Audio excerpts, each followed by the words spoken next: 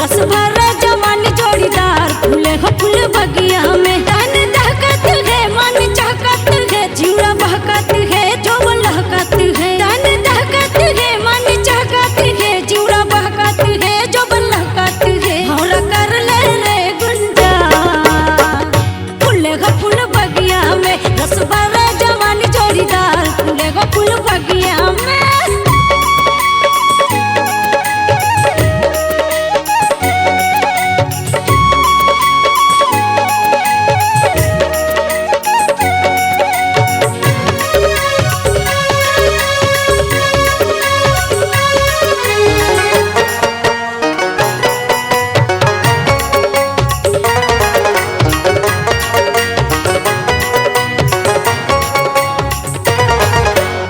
अभी हमें मुर्तन चंगा मन खावे घर घर गंगा सिंगारी होवा ठोंगा मन भीतरी माँ चले दंगा।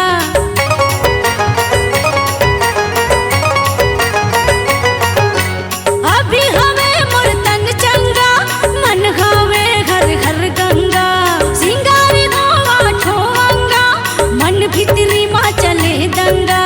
मुहा बोलत गे नैना डोलत गे खोपा खुलत गे झुमका झुलत गे मुहा बोलत गे नैना डोलत गे खोपा खुलत गे झुमका झुलत नथनी मोर नाक मना फूले हो फूल बगिया में रस ले ले जवान जोड़ीदार फूले हो फूल बगिया में हे रंग रसिया रे हे रंग रसिया रे हे रंग रसिया रे हे रंग रसिया रे मजा ले ले जवानी दिन चा फूले हो फूल बगिया में मजा ले ले जवानी जोड़ीदार फूले हो फूल बगिया में।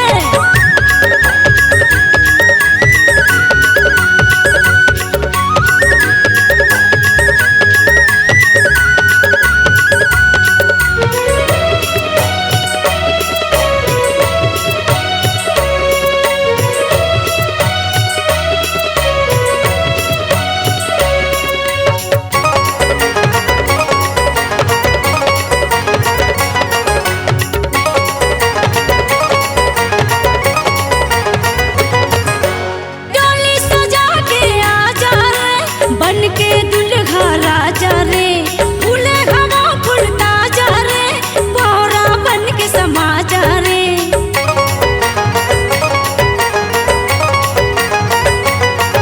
आह डोली सजा के आजा रे बन के दुल्हा राजा रे फूले हवा फूलता जा रे बोरा बन के समा जा रे। पैरी छमकत है चूड़ी खनकत है मती संकत है गति दमकत है।